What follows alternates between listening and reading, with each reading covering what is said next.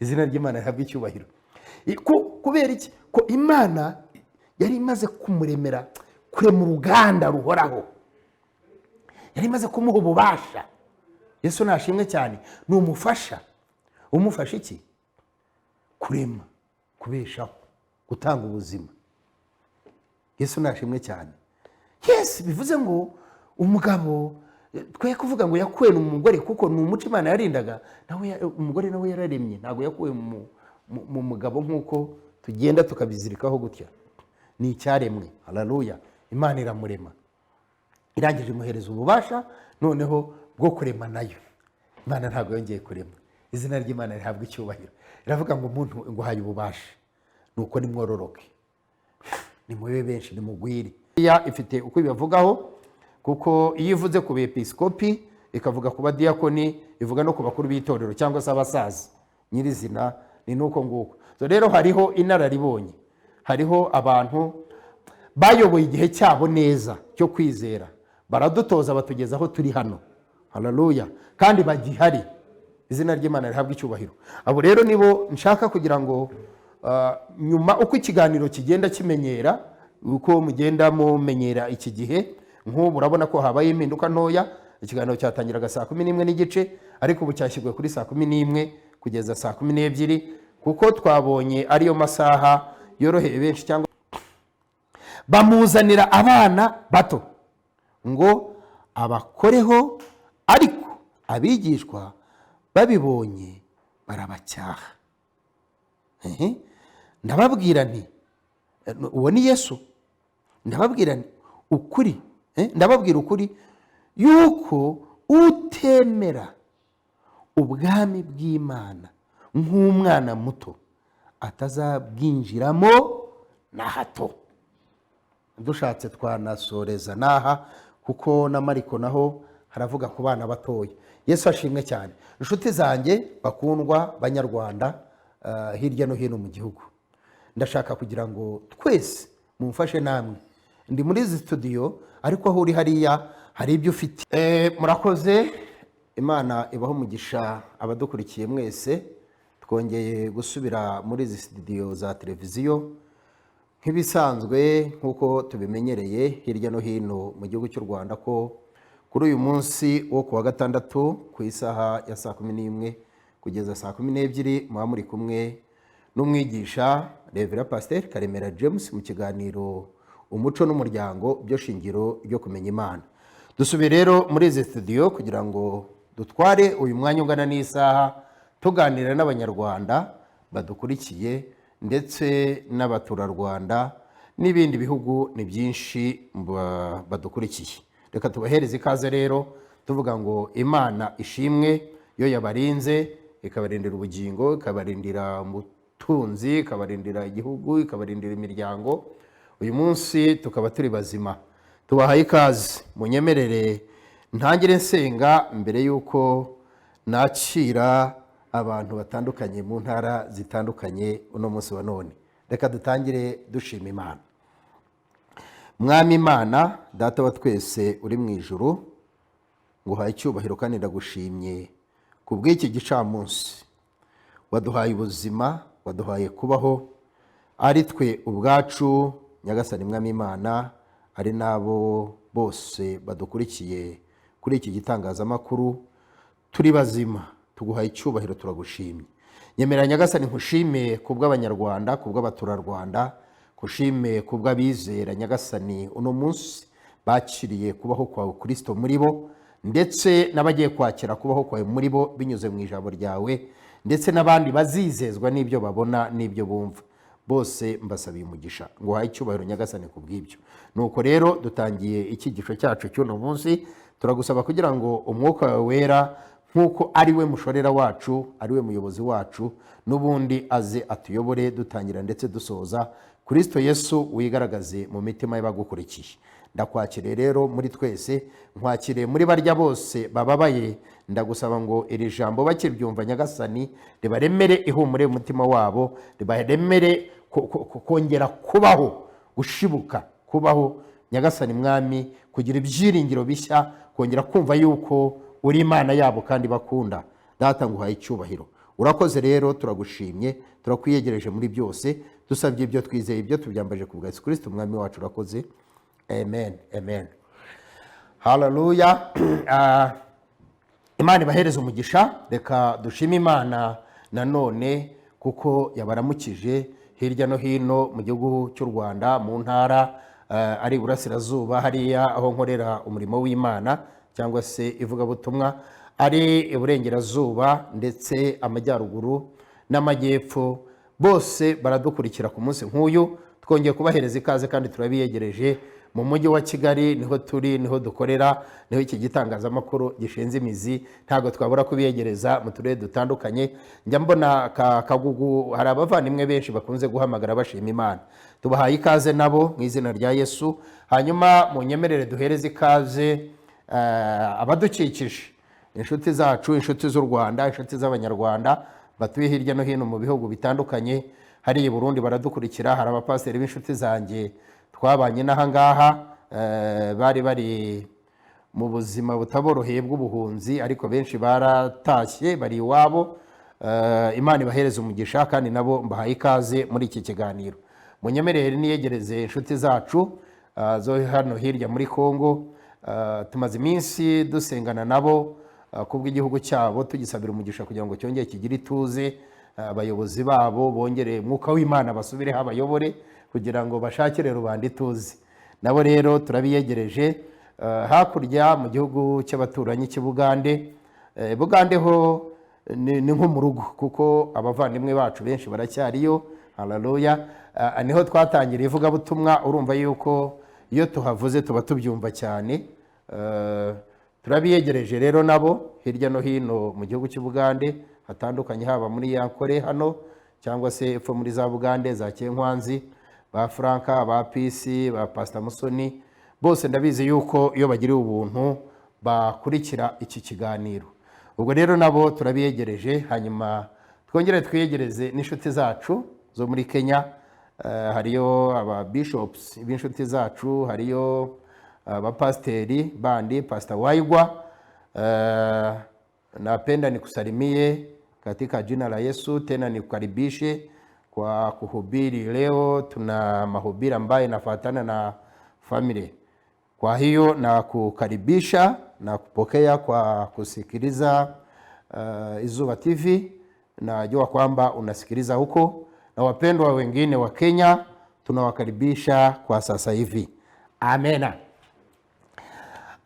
Napenda nikukaribishe na rafiki zetu wa baba, wachungaji, maaskofu kutoka nchi ya Tanzania pale Kinakatesh kwa Askofu Karoli, na wapendwa wengine kanisa nzima. Kwaya ndio walikuwa natuanzisha kutuingiza kwa kipindi cha kuhubiri.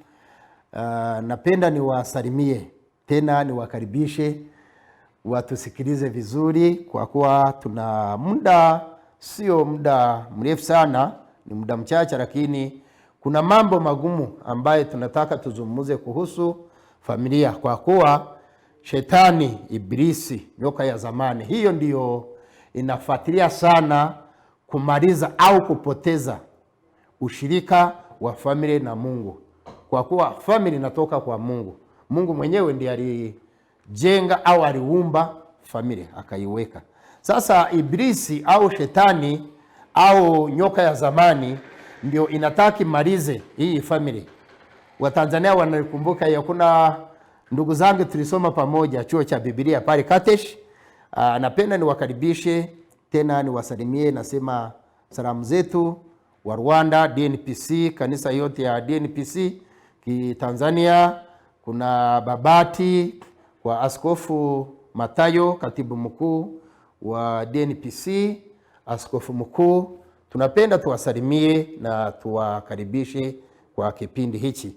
Kuna wachungaji ndugu zangu, rafiki zangu, mchungaji Florian, tunakusalimia katika jina la Yesu.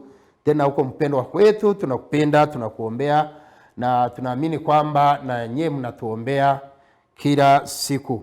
Napenda nimsalimie rafiki yangu tena mama mchungaji mpendwa wa Yesu, Pastor Esther pale kanisani tunakukumbuka. Ulitubariki sana kwa mafundisho, kwa kipindi cha semina tuliopo hapa Rwanda, na rafiki yangu Masai unasubiriwa sana Rwanda. Napenda kusema jina la Masai, lakini najua kwamba ni Reverend Liza Stephen. Tunakupokea na tunakusalimia sana. Tena tunakukumbusha kwamba Rwanda bado tuna kiwi ya kukusikiliza. Karibuni mwezi ule ambayo napanga, na jua kwamba mnaandaa semina ya Rwanda.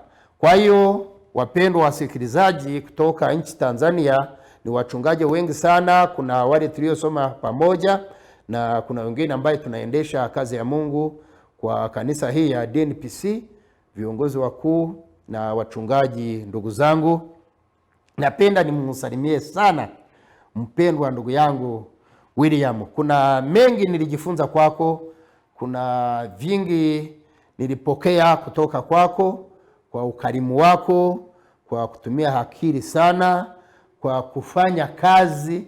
Usiangalie huyu au huyu, wewe unafanya kwako na mafikirio yako. Ni mengi sana nilijifunza kwako mchungaji William. Napenda nikusalimie na familia yako, mama na watoto na sisi wazima. Haleluya. Sasa hii ni kipindi cha Injili kwa hii televisheni. Najua kwamba mnatufuatilia sana huko Tanzania. Kuna wa mkoa wa Karagwe hapa wanatusikiliza sana. Kuna wachungaji Paul Bayo anapenda kunipigia simu. Sio mbali sana, ni karibu ya nchi ya Rwanda. Kuna Madonojiga, kuna wengi tulisoma pamoja.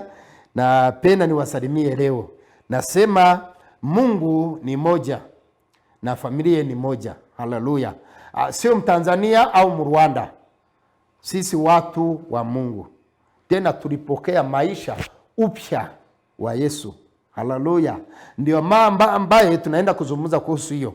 Nitazungumza kwa Kirwanda, lakini najua wengi wanajua kwamba wakifuatilia kuna maneno mengi wanasikiliza. Lakini kipindi kijapo nitajitahidi ili niwe na hubiri hata kwa Kiswahili, kwa kuwa Tanzania wanasikiliza wengi sana na wa Kenya. Kwa hiyo nitapata muda niwe na kipindi kwa Kiswahili. Amina. Muendelee kuniombea kipindi hichi, kutokana na uwezo au uwepo wa Mungu. Mungu aniwezeshe kupitia kwa fedha. Hii siwezi kukaa hapa bila kutoa fedha. Ni fedha.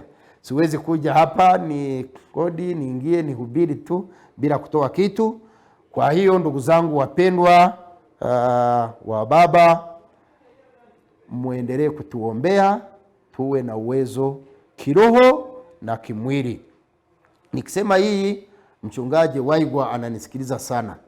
Mtuombee tupate na uwezo wa kuendesha kipindi kwa muda, isikatwe au wala nini.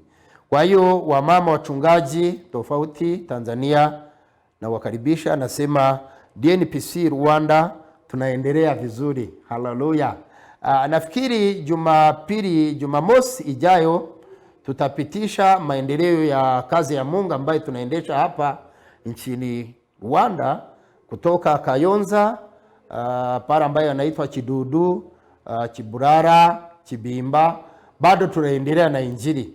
Kuna na mahali pengine ambayo tulianzisha kazi ya Mungu. Hatukai. Kwa maombi yenu, kwa kutuwezesha kwenu, kwa mchango ambaye mnatuchangia kidogo, wala uwezo wowote ambaye na vile ambaye mnatutakia, Mungu anatujalia tunaendeleza kazi ya Mungu. Tutaanza kupitisha vipindi ambaye tulifanya huduma huku kwa district ya Kayonza au mkoa wa Kayonza, kwa kuwa ndio tunafanyia kazi ya Mungu. Amina. Mubarikiwe sana. Nilikuwa napenda nipitishe hii kama ni matangazo haya kwa Kiswahili ili mjue ni nini na kuja kufanya hapa kwa hii television. Sio kuzungumza kuhusu vipindi. Kipindi chenyewe kinazungumza kuhusu familia.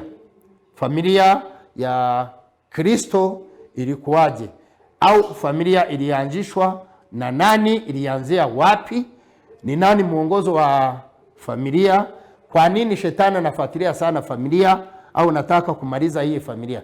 Familia kuna ya aina tatu. Kuna baba, mama na mtoto. Haleluya. Hiyo ndio tunazungumza kuhusu. Kwa kuwa tunazungumza kwa Kikweto, kwa Kinyarwanda, lakini ndio hiyo ambaye tunazungumza. Kichwa cha habari kinasema kuwa na familia inayojaa chenye Mungu anataka. Haleluya. Ndio kipindi hicho. Mbarikiwe sana. Mnaweza mkanikubalia nikarudi kwa Kikwetu, kwa Kinyarwanda. Amina. Haleluya. Imana ibahereze umugisha. Nari ndimo nsobanurira cyane ku baturanyi bacu muri Tanzania, kuko niho nafashe amahugurwa ya mbere ku buryo bw'ikwimenyereza umwuga w'igipasiteri cyangwa ibyo twita teoloji. Teoloji nazo ziri mu buryo butandukanye, bwinshi butandukanye, kuko hari na teoloji z'ubuhakanamana, hari teoloji z'ubumenyamuntu, hari teoloji z'iyobokamana zo kumenya imirongo n'ibice bya Bibiliya, hari na teoloji z'ubukristo.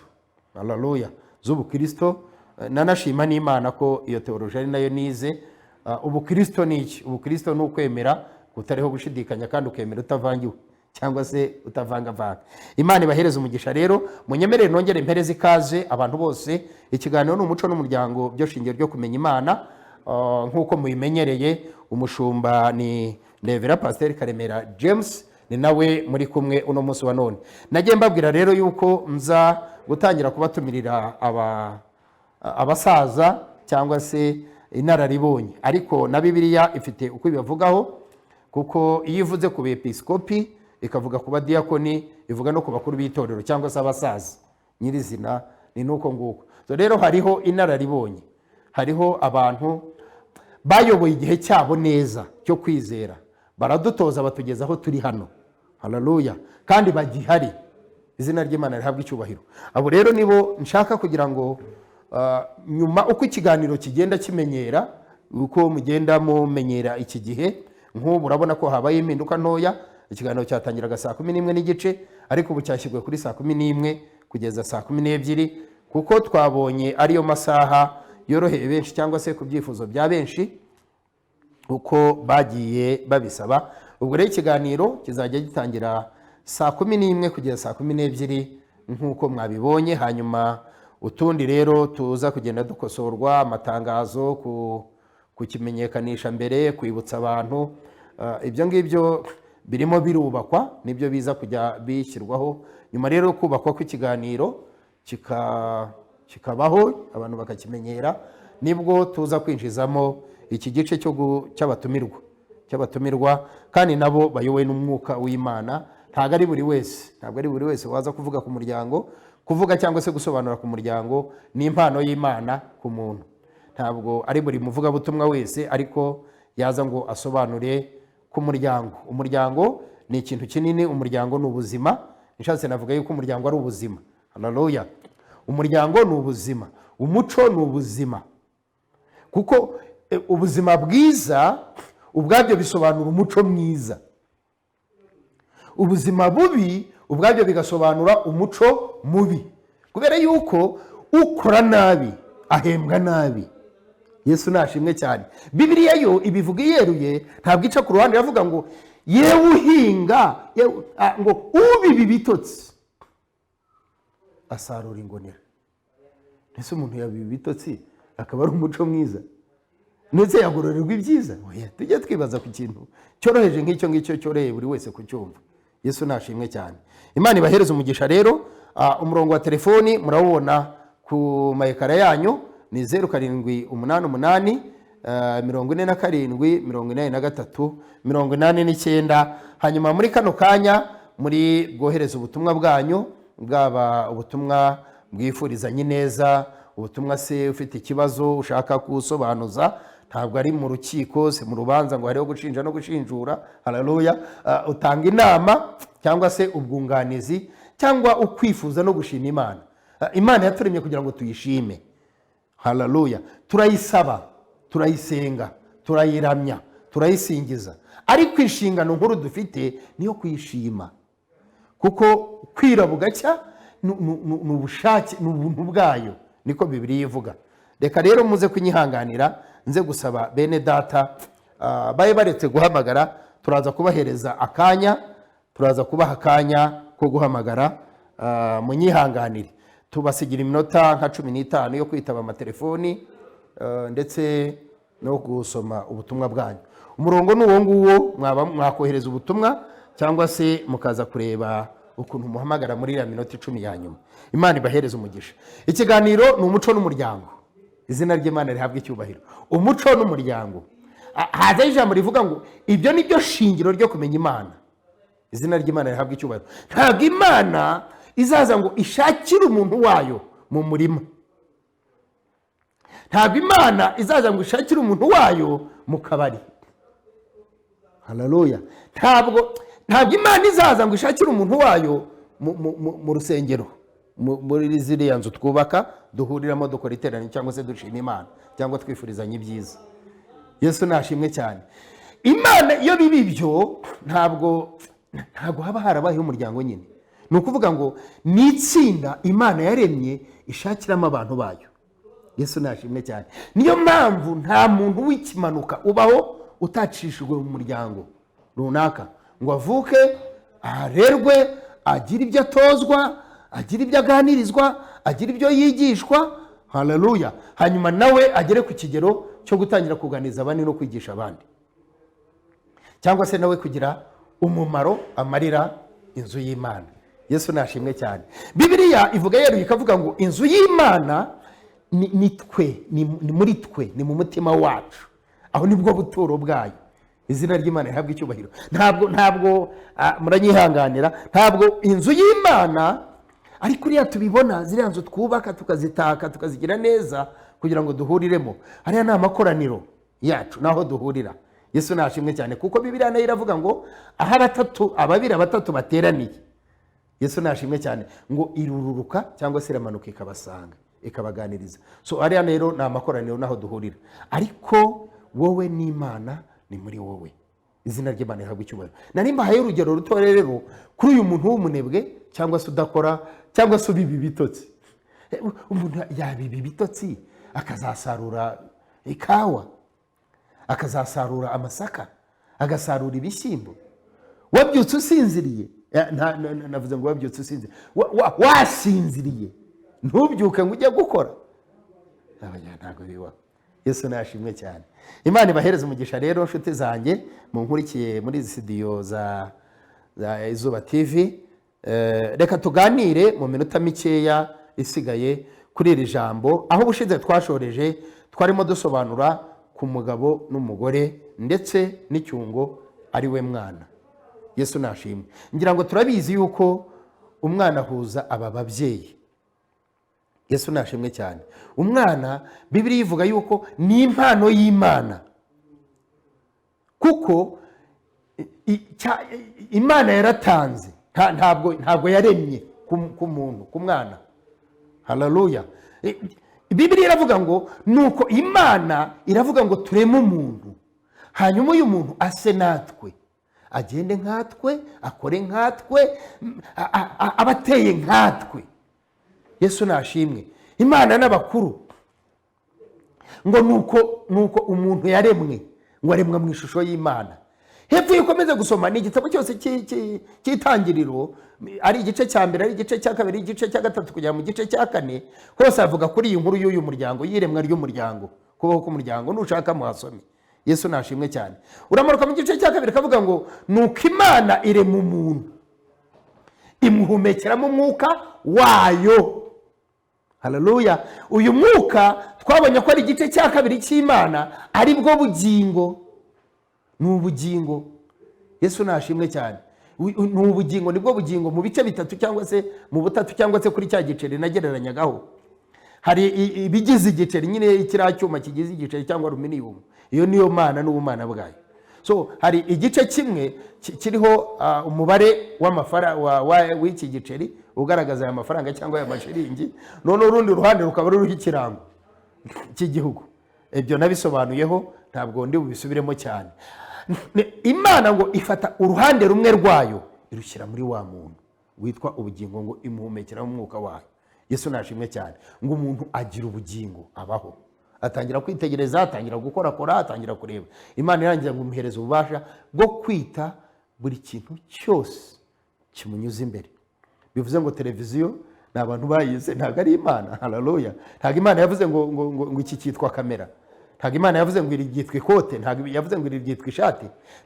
Nimba udashobora kumva ububasha uyu muntu afite yahawe, haleluya, hariho abapfobya abandi Imana uko yakuremye mu ishusho yayo, iguha ububasha bwayo, haleluya. Abantu ngo ibintu bijya kuzimu, umuntu arambara isanga ivuye ikuzimu haleluya.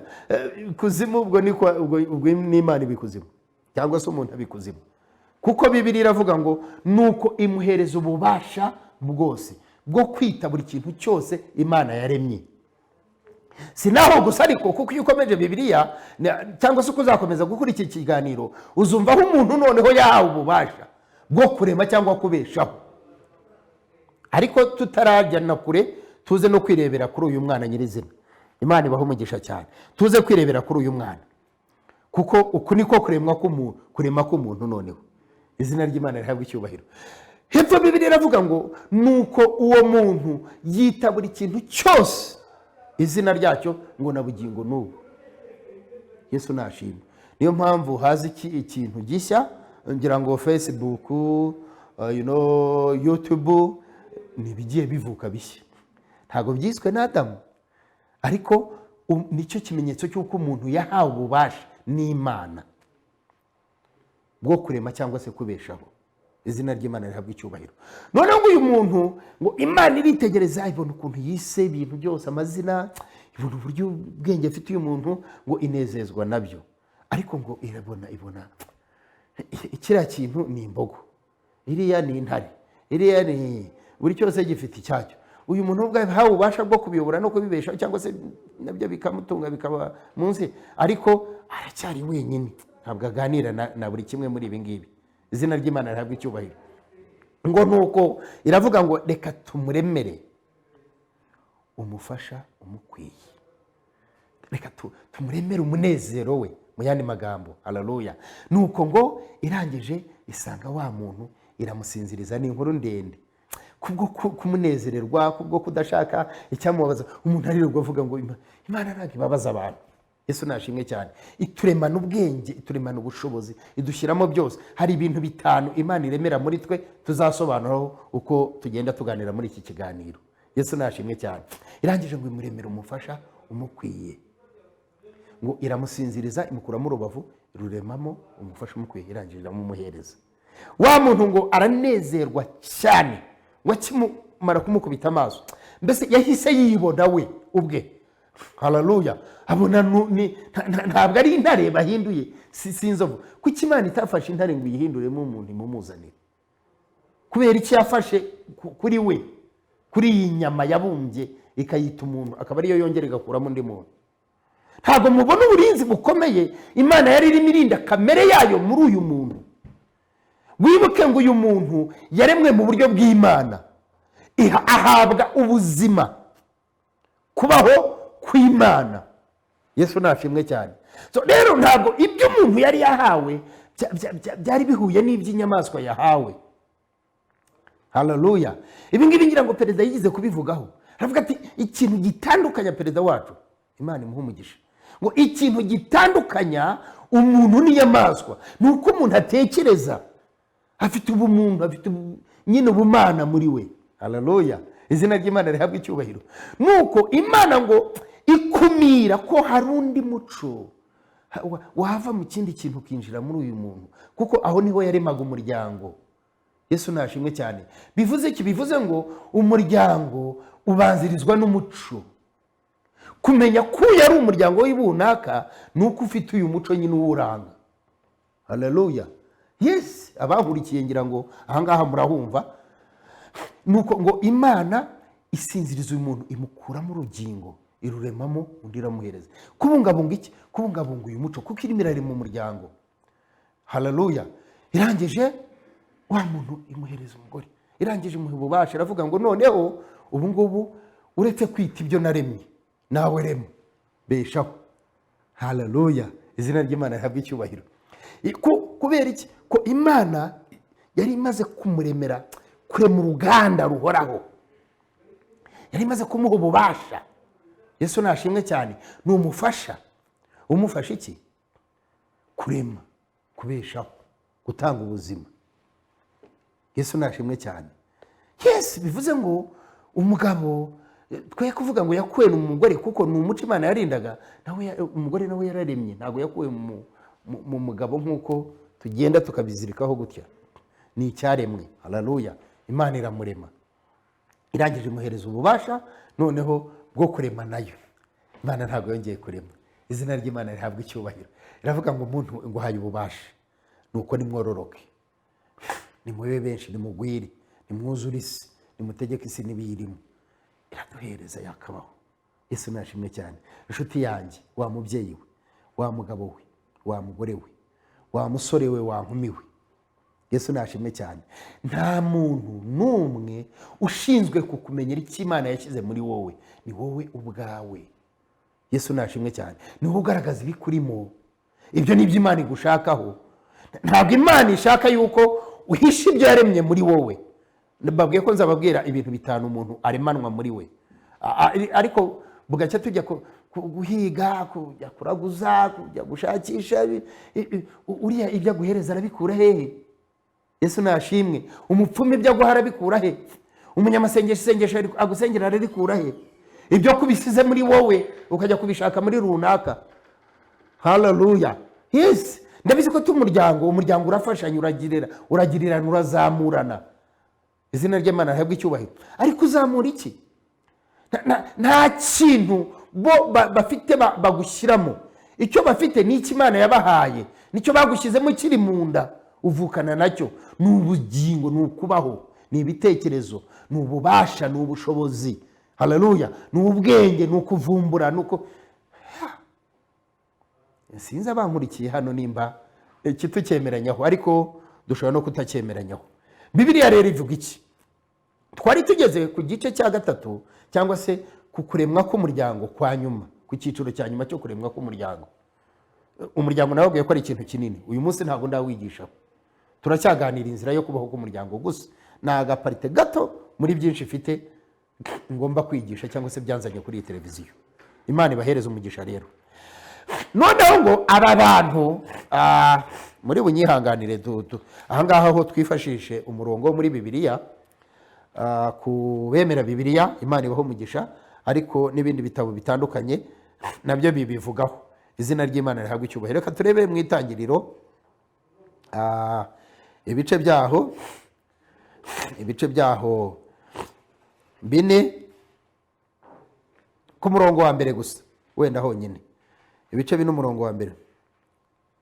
Ngo kandi uwo mugabo atwika Eva umugore we inda, abyara Kayini.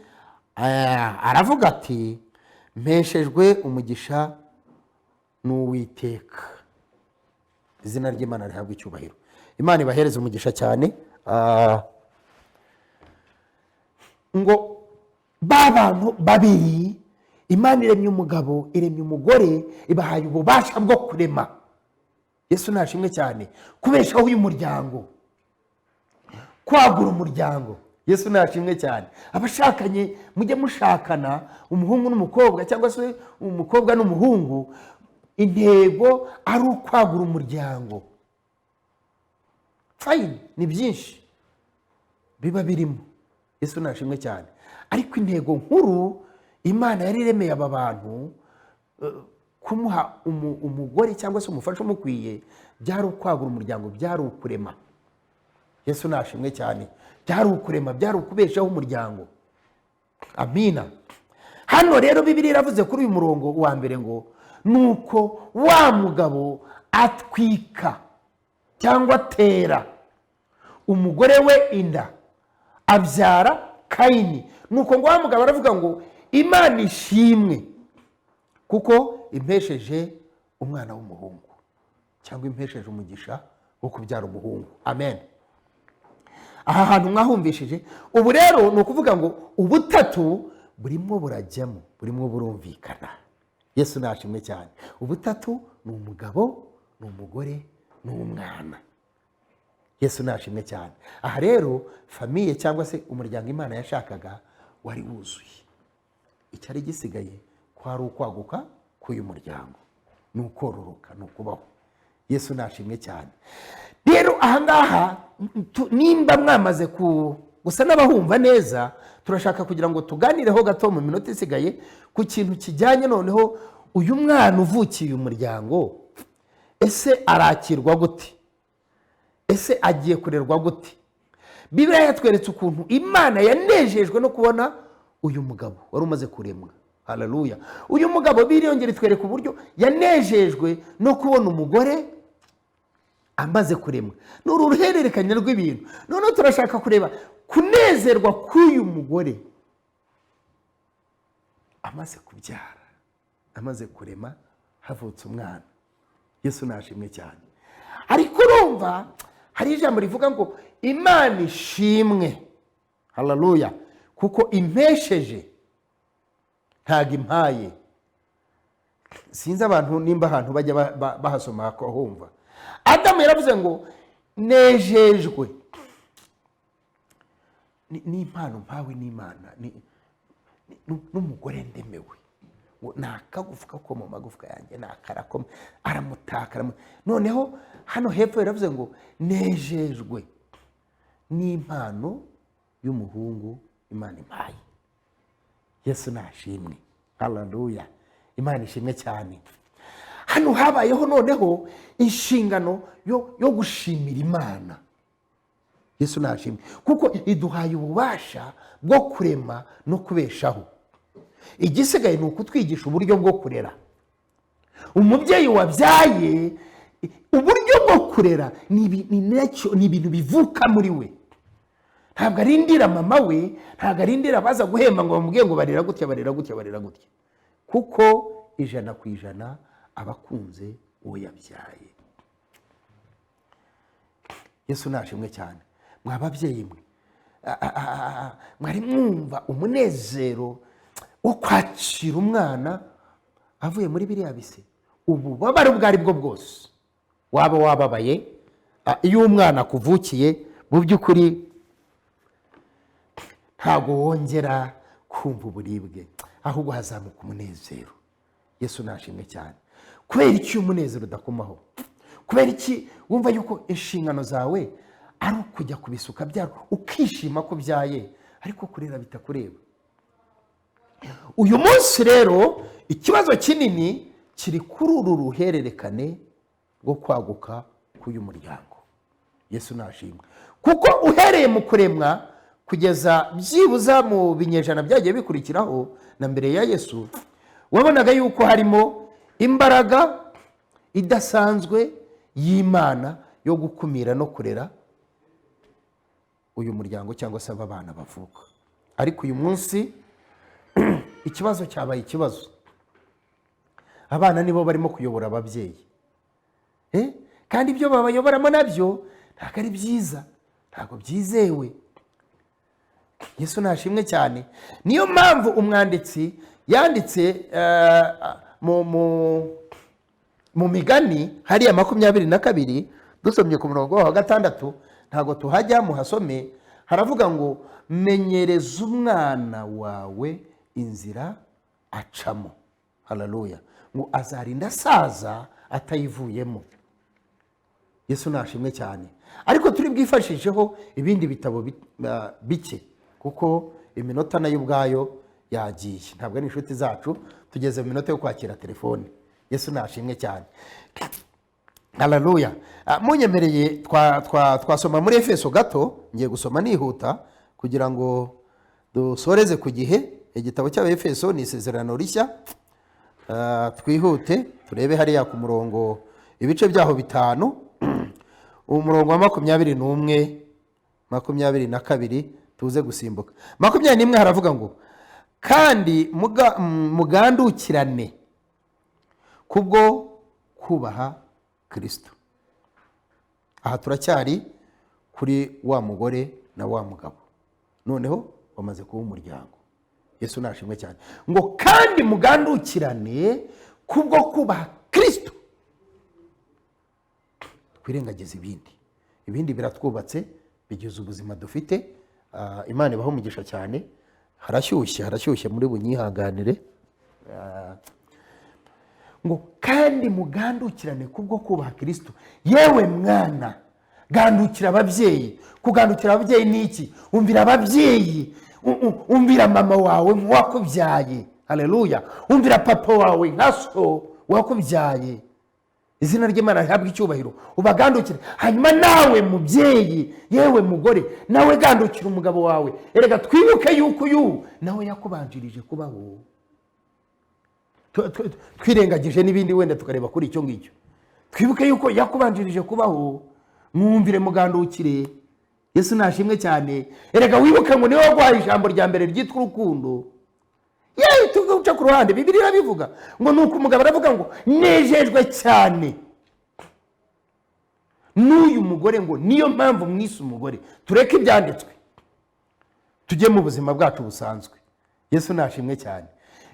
Nimba umusore aza akagusanga aho uri, akakureba, akagushima, akakwita, akavuga ati uranejeje, ese wanyemerera tugakomezanya igice cy'ubuzima dusigaje ku isi? Haleluya. Ugaca hirya ugatekereza, ugakora imibare, ese ejo ukamwemerera. Yesu nashimwe cyane. Wemera ko ari we mukuru kuri wowe, niwe wateye intambwe. Umukuru asagana umuto kugira ngo amufashe. Yesu nashimwe cyane. Ese uyu muntu kuko tuvugisha ukuri, wa mubyeyi we, wa mugore we, umwumviye ukagerageza kubaho nk'uko wari uriho, uyu muntu we yahindurwa n'iki koko? Bya byishimo, ya magambo meza yahinduka akavamo ubushari. Ubwo aho ndimo kuvuga bageraho barahumva. Yesu nashimwe cyane. Nifuze kugira ngo nsoreje kuri iri jambo rivuga ngo nawe mugore, twari twavugaga ku umwana yumvira ababyeyi. Aba babyeyi barumvira nde? Yewe mugore, umvira umugabo wawe. Haleluya. Yewe mugabo, kunda umugore wawe, ujya kumurambagiza, ujya kumushaka, nta mbuna wafatiweho, nta mugozi wari urimo, wari umutimanama wawe na Kristo wo muri wowe.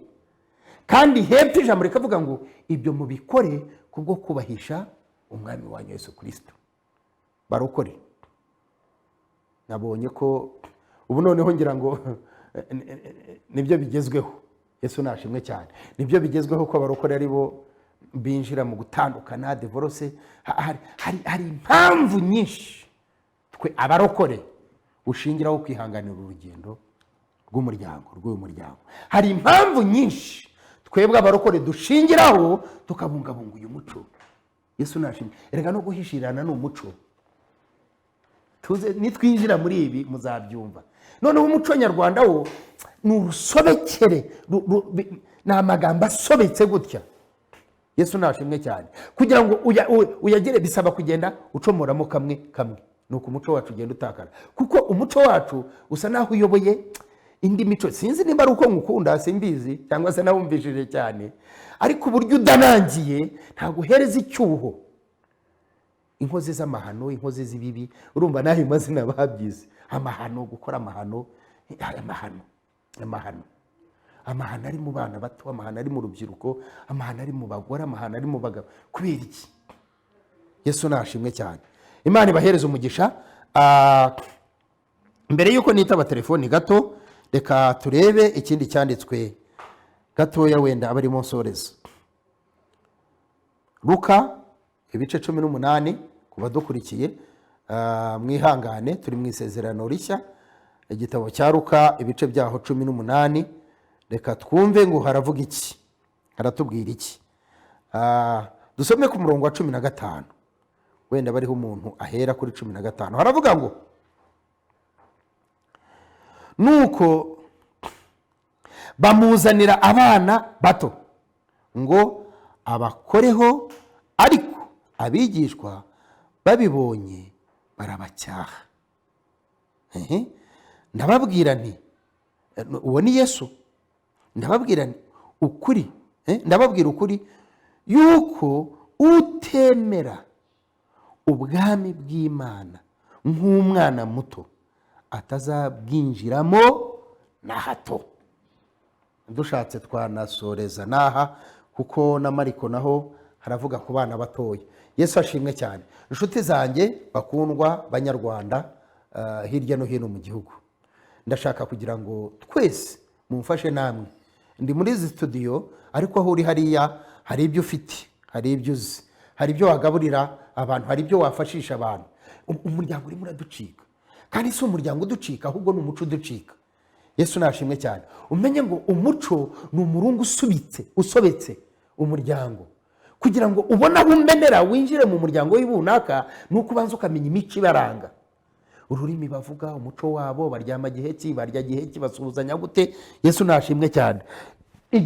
Iyo wamaze kubimenya, nibwo ugira ububasha bwo kwinjira muri uyu muryango bikoroheye. Yesu nashimwe cyane. Bivuze iki? Bivuze ngo mushumba, mu bishop, mukozi w'Imana, ntumwa y'Imana, mubwiriza butumwa, baririmbyi, bahanze muhanga, ndongera kubinginga ngo mwongere murebe, ese igisobetse uyu muryango ni iki? Injishi y'uyu muryango ni iyihe? Umuco. Musubire ku muco, murebe umuco. Theology nize havuga ngo ni nacyo nkoresha cyane mu gutangiza itorero, ngendera ku muco w'aho hantu. Aba bantu baryama giheki, babyuka giheki, bakunda iki, bari mu kihe cyiciro? Yesu nashimwe cyane. Hari ababyumva cyane ubu ngubu iyo mbivuze gutya. None iyo twamaze kumenya umuco w'aba bantu, nibwo tubona ikikenewe muri uyu muryango. Yesu nashimwe cyane. Ngira ngo mu kurambagiza mbivugeho, tureba no ku muco. Yesu nashimwe. Ese aba bantu bakunda gukora, ni abanebwe, se ni abasirimu bakunda kwiga, bakoresha ubwenge cyane, cyangwa bakoresha amahirwe? Ibyo byose ni ibigize umuntu, ni ibiremye uyu muryango. Yesu nashimwe cyane. Ndabinginze rero nshuti yanjye, babyeyi bacu, bashumba, abakozi b'Imana batandukanye, reka nongere mbasabe ngo nimuze nimwigishe ku muco. Turimo turarwana abakozi b'Imana batandukanye, ndabumva cyane. Hari umwigisha mwiza Twandi Rutayisire, ngira ngo yirirwa avuga ku kintu bita umuco, yanditse ibitabo, yagize gute umuryango. Ariko ndakwinginze, aho uri wowe unyumva, ongera wibuke ngo ese umuco uvuga iki? Umuco ni iki? Umuco ni ukuziririza ikintu cyose kitari cyiza. Yesu nashimwe cyane. Kuki twemera ko ikibi cyinjira? Ese Adamu na Eva aho bakinguye cyangwa barangaye ku muco, ku ndangagaciro Imana yari yabahaye. Indangagaciro zigendana n'amabwiriza no kubahiriza ibyo wabwiye no kubahiriza ibyo usabwa. Haleluya. Batakajeho gato tuzakiganiraho ngo umwanzi yarabinjiriye. Yesu nashimwe cyane. Kubera iki? Umwanzi ngo yaragize igihe abasura, abaganiriza, Eva. Akaza akamubwira ati, nyamara ibi bintu gutya. Kumbi yari arimo yiga, ese baryama giheki, baba bari kumwe giheki, umwe aba yagiye mu kazi giheki. Umwanzi wawe arabanza akakwiga. Niyo mpamvu nawe wagombye kumwiga. Niyo mpamvu Bibiliya ivuga ngo nimuze tujye inama. Iyo ni Imana ivuga ngo naho ibyaha byanyu byaba bitukuruta, naho byaba ari bibi, ariko nimunyegere. Yesu nashimwe cyane.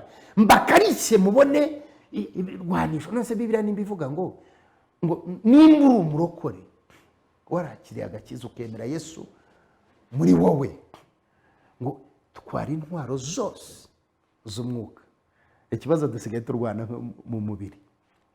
Umuntu akaguterera urugo, akakwangiriza imyaka, ukumva yuko bwacya mu gitondo nawe ukajya kuyangiza.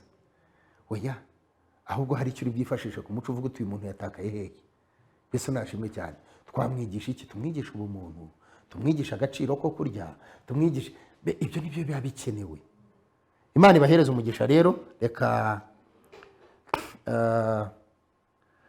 ducunguze uburyo umwete. Ndabona igihe cyacu habura iminota mikeya. Kuwaba ari ku murongo wa telefoni ashobora guhamagara atanga igitekerezo cye cyangwa icyifuzo cye, kuko gusenga tuba turi basengere bose muri rusange, ariko hari n'ufite icyifuzo cy'umwihariko. Itorero ryacu tukorera Kayonza, ni kure gato hariya muri Rwinkwavu, ariko na hano mu mujyi wa Kigali turahura tukaganira, hari aho twakira abantu tukaganira nabo. Reka twakire uyu nguyu, turagenda yabipaga ababipa mwihangane, ntabwo naguhamagara ndi hano. Ushaka gutanga igitekerezo cyangwa ubwunganizi urahamagara kuri 0788 47 83 89, ngira ngo murayibona ku mayekara yanyu. Ibindi tuzagenda turimo turategurira umuco, kwigisha ku muco n'umuryango. Ubu twari tukigaragaza inkomoko y'umuco n'inkomoko y'umuryango, cyangwa se aho umuco n'umuryango bihurira, ariko nyirizina turashaka kwigisha ku muryango n'umuco, cyangwa se ku muco n'umuryango. Yesu nashimwe cyane. Umuryango watakaje umuco nawo ubwawo uracika, ntabwo bukiriho. Ngira ngo iyo dufashe urugero kuri Adamu na Eva, aho bari batangiye gutakaza inshingano zo kubungabunga umuco cyangwa se kamere Imana yari yabahaye, aho yari yababwiye ati murye kuri ibi byose bahaye ubwacu, ariko kiriya ni ukuvuga ngo mu muco habamo kirazira. Yesu nashimwe cyane. Iyo watangiye gukora kuri kirazira rero, wa muco uba warangiye. Niho deforose zinzira mu barokore, abapasiteri bagatandukana, ibintu bikavuza ubuhe, ibintu bikaba bibi cyane. Yesu nashimwe cyane. Burya haba habayeho gukora kuri kirazira. Kirazira rero ni Imana yayishyizeho, ntabwo ari umuco w'u Rwanda ubivuga, ntabwo ari byanditswe gusa tubona dusoma, ahubwo kirazira yatangiriye na hariya muri Edeni mu kuremwa k'umuntu. Yesu nashimwe cyane. Ndavuga ngo ibikoresho byose ibi unezerwe, shima n'umuryango wawe, ariko usiguse hapa, usiguse kuri iki ntukoreho, hari atansiyo, hari kirazira. Yesu nashimwe cyane, kuko umunsi wagikozeho n'ikibi kizakuzaho, akaga kazakuzaho, ibyo byose bizakugeraho. Rero iyo ugiye kureba iyi miryango igongana mu madevorose n'iki, ni utubazo duto na duto, ni ukutitanaho ku muco ubagenga ubarimo. Yesu nashimwe cyane. Imana ibaho umugisha. Reka twitabe uyu tunasoza. Izuba TV, mwiriwe, muri bande, muherereye hehe?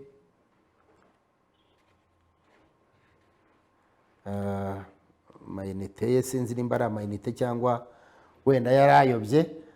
Turi mu studio za televiziyo Izuba, tuganira ku muco n'umuryango, byo shingiro ryo kumenya Imana, cyangwa se dufasha umuryango nyarwanda kugira ngo dukumire ibiwusenya, ibyonnyi byona uyu muco.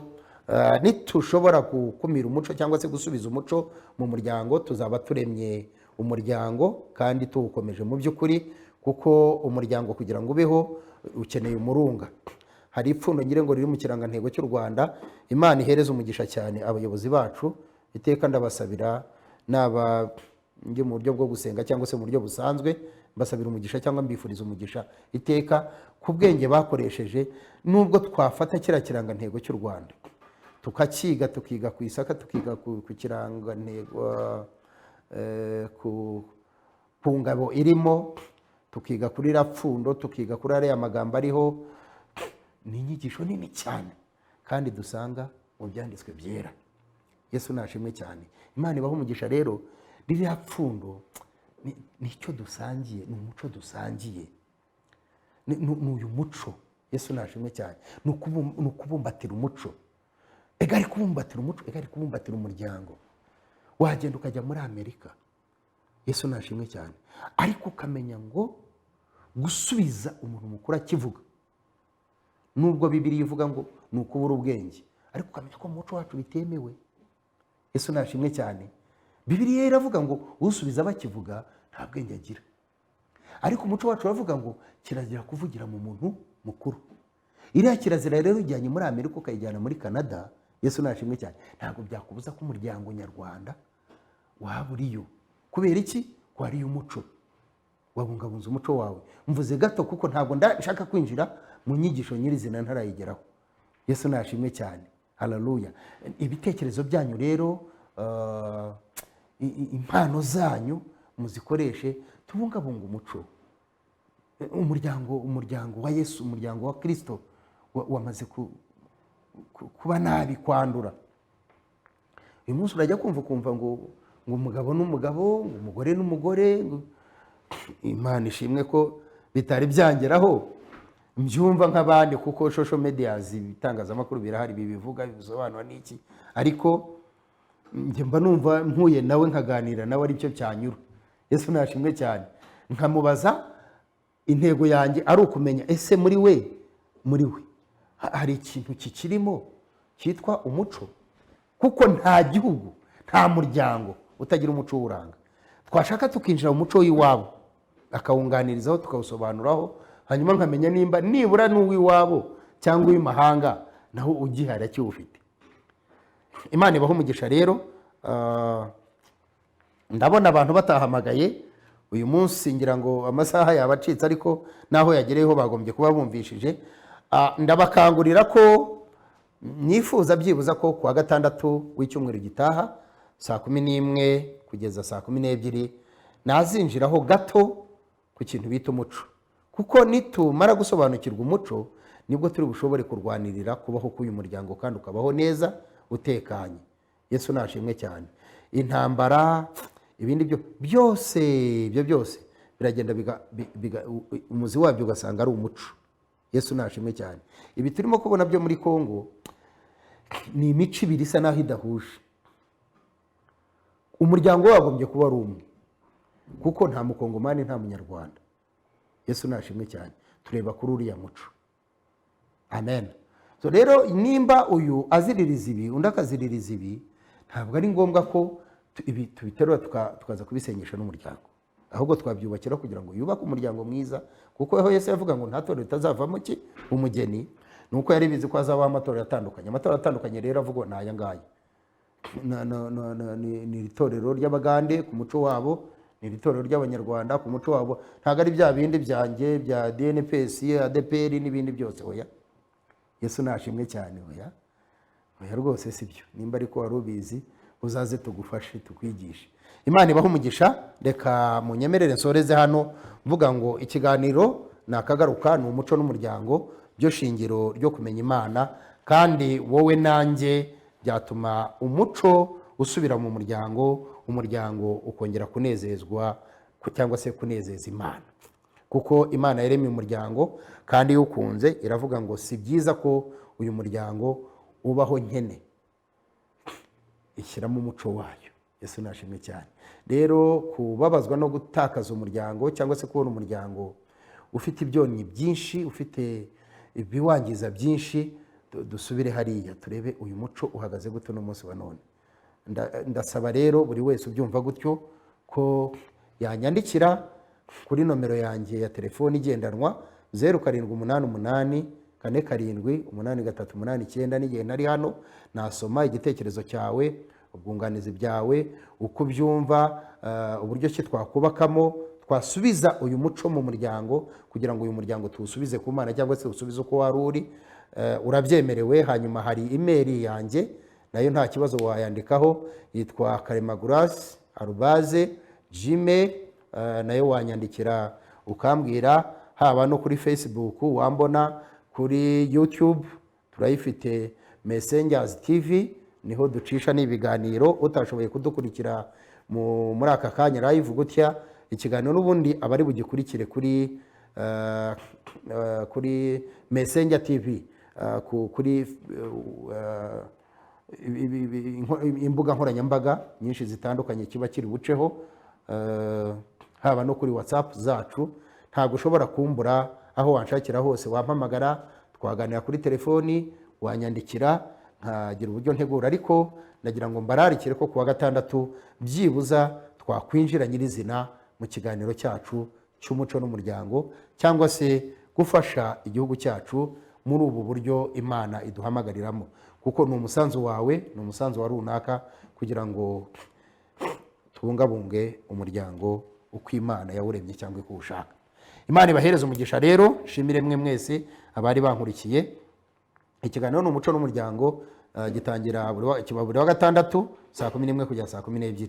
Karibu rero ubutaha. Reka dusoze dusengera abantu, dusabira n'uyu muryango kugira ngo wongere usubizwemo ibiwunezeza, kuko nimba birivuga ngo nimba umunyu ukayutse ibiryoha byakongera kuryoshwa n'iki?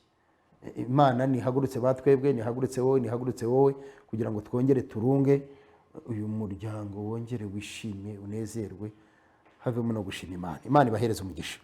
Mana Data wa twese uri mu ijuru, nguhaye icyubahiro kandi ndagushimye. Uri Uwiteka, uri umuremyi wa byose, waraturemye dushyiraho, urema umuryango, urawukunda, urawishimira cyane, urangije uwohereza umuco wawe, uriterura wowe wishyira muri twe, uri we muri twe, turi nitwe muri wowe. Nuko turagusaba kugira ngo ugirire neza uyu muryango, ugirire neza uyu mugabo, ugirire neza uyu mugore, ugirire neza uyu muhungu, ugirire neza uyu mukobwa, ugirire neza aba bana, ugirire neza mu izina rya Yesu Kristo, bose ubagirire neza. Ndagusaba kugira ngo iby'ubwenge wabaremanye wongere ubikoreho, wongere unyeganyeze, buri wese yibonemo ubushobozi wamuremanye, kuko waturemye turi abo turibo, kandi uturemana byose. Mu izina rya Yesu ndasenze kugira ngo utacyumvaga gutya yongera cyumve gutya, ye gutekereza ngo hari ijambo Nyagasani twe umuco wacu w'u Rwanda bavuga ngo akimuhana kaza imvura ihise. Ntabwo dutegereje ibizaturuka mu bandi, ahubwo ibi bizaze kugira ngo biduhereze kunoza ibyo turimo. Nuko turasenze kugira ngo uyu muryango wugarijwe, uyu muryango watewe na sekibi, uyu muryango winjiriwe, mu izina rya Yesu ndawutandukanya n'ikibi, ndawutandukanya no kubura umuco, mu izina rya Yesu Kristo w'i Nazareti. Kuko ni ugutakaza umuco. Iyo bagiye guhuza kuvuga ngo umuntu aratinyuka agahemukira mugenzi we, Nyagasani Mwami Imana, ibyo ntabwo ari byo waturemanye, ibyo ntabwo ari byo karemano muri twe, ahubwo ni ikibi cyinjiye muri twe, cyangiza uyu muco wacu, aho bitera kubahukana. Mu izina rya Yesu, umugore akubahuka umugabo, umugabo akubahuka umugore, mu izina rya Yesu. Uwo ni umwuka mubi wa Satani winjiriye abantu. Turasenga kugira ngo uwo mwuka uvemo, turasenga kugira ngo umuryango wongere usubire muzima, ube muzima, ube umuryango unezeza Imana, unezeza igihugu, unezeza itorero rya Kristo. Uyu ni wo muryango wapfiriye. Turagusaba kugira ngo usubize ku ifatiro, ku urufatiro rw'umuryango ni umuco, ni ukugira ibyo batinya, ni ukugira ibyo baziririza, ni ukugira Nyagasani hari ibyo wagiye tubwira. Mu izina rya Yesu uravuga ngo nimukundana, umwe agakunda mugenzi we nk'uko yikunda, ngo muzaba musohoje amategeko yose mazima, mu izina rya Yesu. Ariko ngo uwanga undi ntabwo azabona ijuru, kuko ntabwo azaba ari ku ifatiro,